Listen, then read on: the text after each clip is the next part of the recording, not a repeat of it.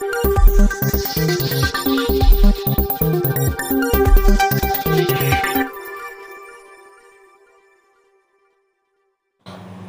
Police ने अवैध हथियार रखने वाले लोगों के खिलाफ कार्रवाई करते हुए बिरजापुरा ब्राह्मण भोज कैलाशपुर रोड से एक व्यक्ति को, जिसका नाम लिंकेश, एक देसी कट्टा 315 बोर, एक जिंदा कारतूस के साथ मुलजिम को गिरफ्तार किया।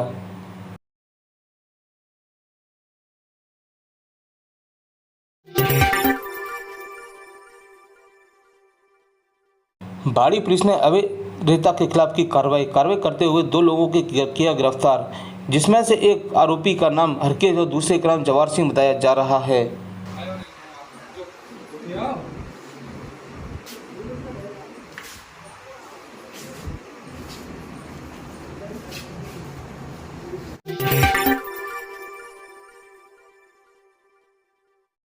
धौलपुर पुलिस थाना कोतवाली की अवैध चंबल बजरी रेता के प्रबंधन के विरुद्ध की कार्रवाई, जिसमें मरोली रोड बिछिया के पास से ट्रैक्टर चालक को मैं टोली में चंबल रेता बजरी के साथ गिरफ्तार किया।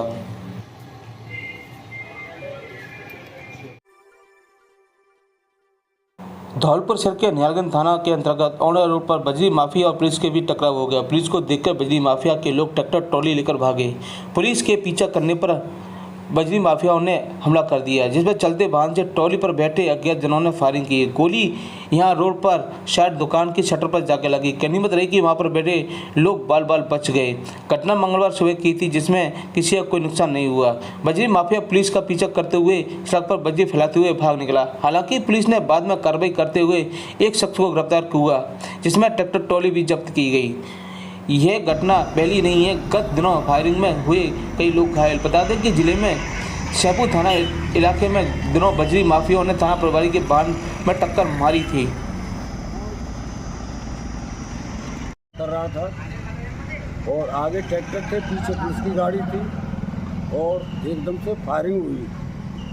मैं बाल बाल बचा। कितने बजे करीब बात है ये? 6:30 बजे की। ट्रैक्टर आगे निकल गई? ट्रैक्टर आगे निकल के पीछे से गाड़ी गई है। गाड़ी भागती हुई चली गई है। गाड़ी गोली आकर के सफर में लगी। मैं बार बार बच गया। यानी कितने फायर हुआ होंगे? अब फायर तो 1-2 ही हुए, वैसे 2 ही फायर हुए। सुबह हम यहाँ 6 बजे के टाइम पे अपने बाहर बैठे थे। आगे रहते आए ट्रैक्टर थे 2-3, पीछे पुलिस की गाड़ी थी। एक पुलिस वाले ने खिड़की में से गोली मारी है, ये सीधी यहाँ लगी। हम बाल बाल बचे हैं। कितने बजे का मामला है ये? 5:30 बजे के। 6:30-5 लोग हैं। हाँ। ये कौन सी जगह है? जगह का नाम बताइए। ओंडिला रोड, वीको ग्रुप सेंटर के सामने।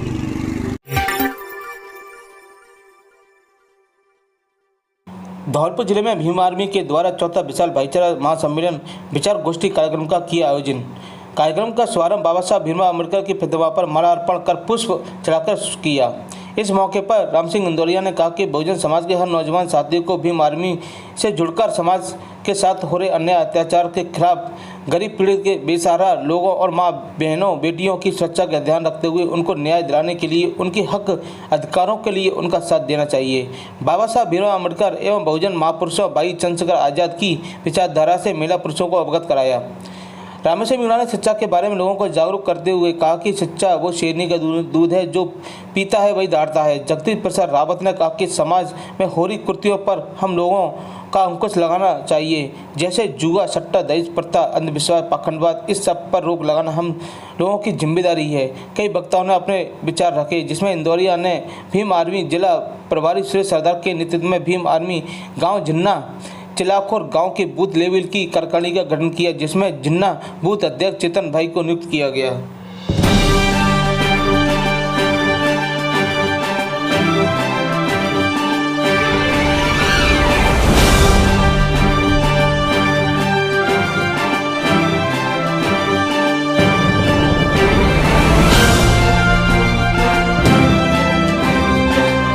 कबीर यानी संत कबीर, कबीर का नाम भी आप सभी जानते होंगे।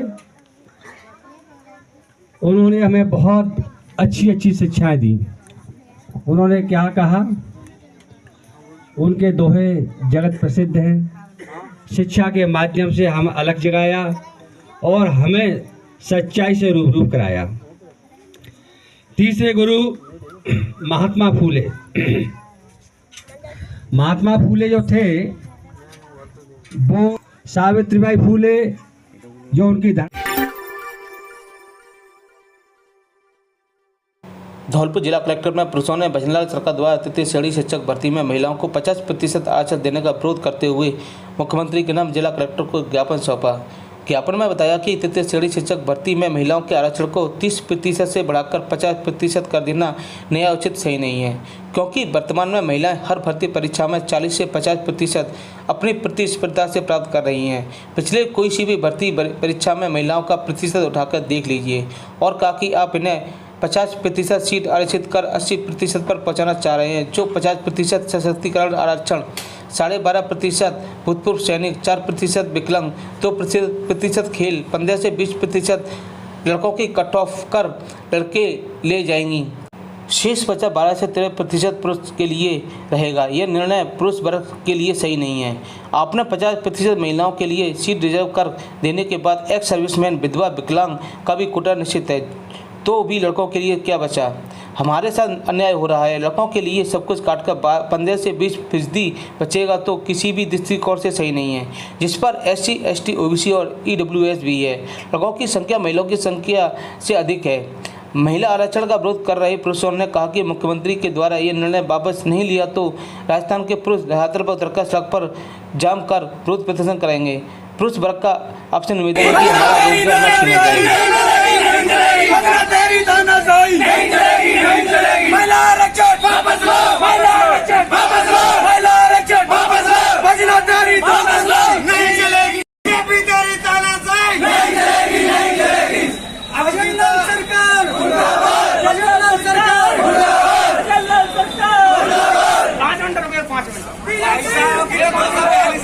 संदीप शर्मा, मैं BSTC का अभ्यर्थी हूं और अध्यापक रीट लेवल 1 का छात्र हूं। इसलिए मैं तुम्हारे बताइए 50% आरक्षण महिलाओं के लिए किया गया है।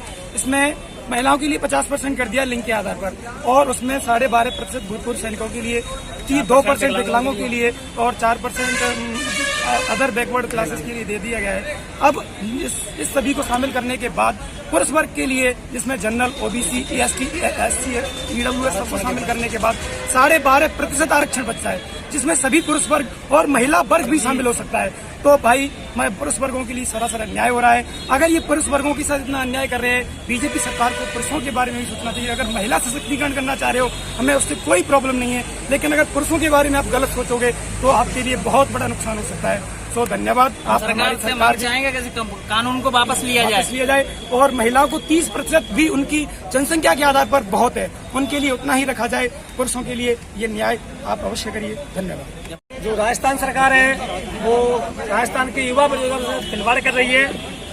जो आरक्षण था महिलाओं का 30%, उसको बढ़ाकर 50% कर रही है। ये युवाओं के साथ सरासर अन्याय है और ये अन्याय युवा बेरोजगार राजस्थान के सहन नहीं कर पाएंगे। इसका जवाब बीजेपी को आगे देखने को मिलेगा और लोकसभा चुनाव में उसने देख भी लिया है। और ये ऐसा होता रहा तो सभी युवा बेरोजगार सड़कों पर आ जाएंगे, धरना प्रदर्शन करेंगे, न जाने क्या क्या सरकार को उसकी हानियां भुगतनी पड़ेंगी। और ये बहुत ही अन्याय हो रहा है युवाओं के साथ। इसीलिए मेरी यही रिक्वेस्ट है भजनलाल सरकार से कि जो पहले 30% था महिलाओं के लिए 30% ही रखें तो अच्छा रहेगा। युवाओं के साथ खिलवाड़ कर रही है, ये अन्याय है सरासर, इसे हम नहीं करेंगे। आपका नाम? राम दिनेश, अब्दुलपुर। युवाओं के साथ खिलवाड़ कर रही है। महिला 50% आरक्षण कर दिया गया है। बीजेपी सरकार को ये नहीं पता है कि आरक्षण कैसे दिया जाता है। आरक्षण कभी लिंग के आधार पर नहीं दिया जाता है, आरक्षण दिया जाता है सामाजिक के आधार पर, ना तो कभी आर्थिक के आधार पर दिया जाता है। जो डॉक्टर भीमराव अम्बेडकर ने कही थी कि सामाजिक आर्थिक पे दिया जाता है, वो सामाजिक पे, ना कि आर्थिक पे। और इस बीजेपी सरकार ने महिला 50% आरक्षण कर दिया है। हमारे साथ खिलवाड़ हो रही है। बीजेपी सरकार बहुत ज्यादा खिलवाड़ कर रही है। अभी देखो नीट का एग्जाम हुआ था, उसमें भी लीक करा दिया। न जाने कितने हर बच्चे के साथ खिलवाड़ हो रहा है। हर युवा के साथ पूछो इनसे कितना खिलवाड़ हो रहा है। विधानसभा में आप करके देखो 50% आरक्षण, जब तुम्हें पता चलेगा। लोकसभा की 25 है, अगर उसमें तुम्हारा 50% आरक्षण कर दिया जाए तो शायद 12% के 12 सीट रह जाएंगी तुम्हारी, 12.5। उसके बाद तुम्हें पता चलेगा कि तुम लड़ेंगे जब तुम्हें 12% दिया जाएगा। जब बाड़ी उपखंड के खानपुर मीरा गांव में टीम हर घर शिक्षा द्वारा कार्यक्रम का आयोजन किया गया, जिसमें जिला पुलिस अधीक्षक सुमित मरना के मुख्य अतिथि में आयोजित हुए कार्यक्रम में स्कूली बच्चों एवं ग्रामीण की मौजूदगी में प्रतिभाओं का मेडल एवं प्रशंसी पत्र देकर सम्मान किया। इस दौरान मुख्य अतिथि के रूप में बोलते हुए एसपी धौलपुर सुमित मरना ने कहा कि हर मेडल प्रोत्साहन देता है, इन्हें जीतो और आगे बढ़ो। प्रतिभा सम्मान समारोह के कार्यक्रम में विशिष्ट अतिथि के रूप में नव चयनित युवा IES लक्ष्मण मीणा, शिक्षाविद बच्चू सिंह रावत एवं काफी संख्या में लोग उपस्थित रहे। स्पेशल फील होता है जब इतने छोटे बच्चे पढ़ाई के लिए इतने उत्सुक होकर काम करते हैं, और जो ऑर्गेनाइजेशन है रोहित ने और उसकी टीम ने जो काम किया है वो काबिल तारीफ है, क्योंकि बच्चों में क्या है, बचपन से ही अगर अपन एनर्जी इंफ्यूज कर दें कि भाई बच्चों को पढ़ना है और एक एंजॉय करना है, मतलब जो अपने गलत गतिविधियां हैं उससे दूर रहते हुए रोल मॉडल क्रिएट करना। तो मैं आज जो देख पा रहा हूँ वो मैं बहुत बार एम्फेसाइज करता हूँ, हर जगह एम्फेसाइज करता हूँ कि बचपन में अगर अच्छे रोल मॉडल्स मिल गए आपको तो बहुत आसान है, आपका जो देश है वो बहुत तरक्की करेगा। तो आज जो मैं देख पा रहा हूँ वो यही है कि बच्चों के लिए रोल मॉडल है। आज शुरुआत हो गई है कि आपको मेडल मिलने लगे, तो मैं बहुत ज़्यादा बातें नहीं करूँगा। तो शुरुआत बच्चों के लिए स्पेसिफिकली यही है कि आज जो मेडल मिले इसको आप जिंदगी पर रखें और आगे हजारों मेडल आते रहें। आप आज आपके लिए, आपके परिवार के लिए मेडल आए, कल गांव के लिए, जिले के लिए, राज्य के लिए, देश के लिए, और देश से ऊपर भी मानवता है। तो सभी को मैं ये बताना चाहूँगा कि अपन सब एक अच्छा इंसान बने। सबसे पहले अगर अपन एक अच्छे इंसान बन पाते हैं तो बाकी सारी चीज़ें अच्छी हो जाएगी। जो अपन कह रहे हैं समाज में गरीबी है, भेदभाव है, जाति धर्म के बेसिस पे या क्राइम है, वो सारी चीज़ों का कहीं ना कहीं मूल जड़ यही है कि अपन अच्छा इंसान नहीं बन पाते। तो बच्चों के लिए, माता पिता का, गाँव वासियों का, हमारी ये जिम्मेदारी रहती है कि अपन सबसे पहले एक अच्छा इंसान बने। तो आप सब बच्चे आज एक प्रतिज्ञा लेते हैं कि अपन सब लोग रिपीट करेंगे। अपन सब बच्चे रिपीट करेंगे, सब बोलेंगे हम सब बच्चे एक अच्छा इंसान बनने का प्रयास करेंगे और देश और मानवता के लिए हमेशा अच्छा काम करते रहेंगे और एक दूसरे की मदद करते रहेंगे। Thank you. दूसरी बात मैं जो माता पिता और ग्रामवासी हैं उनके लिए कहना चाहता हूँ, देखिए ऑर्गेनाइजेशन, NGOs जो पढ़ाती हैं उनके खुद के लिमिटेशंस हैं। तो वो जैसे रोहित में मेरी बात हो रही थी तो वो कॉलेज में चला गया, तो अब वो हमेशा गांव में नहीं रह सकता, तो वो नहीं पढ़ा सकता। लेकिन स्कूल का सिस्टम है जो फंक्शनल है। बहुत बार ऐसा देखा जाता है कि गाँव में एडमिशन हो गए लेकिन बच्चे स्कूल नहीं जा रहे। तो माता पिता व ग्रामवासियों की ये जिम्मेदारी है कि स्कूल में एडमिशन में जो बच्चे हैं वो स्कूल समय पे जा रहे हैं। कई बार ऐसा लगता है कि भाई खेती करने के लिए या फिर रोटी पानी पहुंचाने के लिए या कुछ और काम के लिए अपन बच्चों को काम में ले रहे हैं। तो वो छोड़ के अपन सब लोग आज ये प्रण लेते हैं, माता पिता भी, कि हम सब लोग, आप सब भी प्रण लीजिए कि हम सब लोग अपने अपने बच्चों को किसी भी उम्र के हों, अपने बच्चों को स्कूल हमेशा भेजते रहेंगे। और एक और चीज़ ये है कि कई बार ऐसा दिखता है कि भाई सिस्टम्स जो है बहुत स्ट्रॉन्ग नहीं है। आप ये देखेंगे कि टीचर नहीं आ रहे या कोई और समस्या है गाँव में।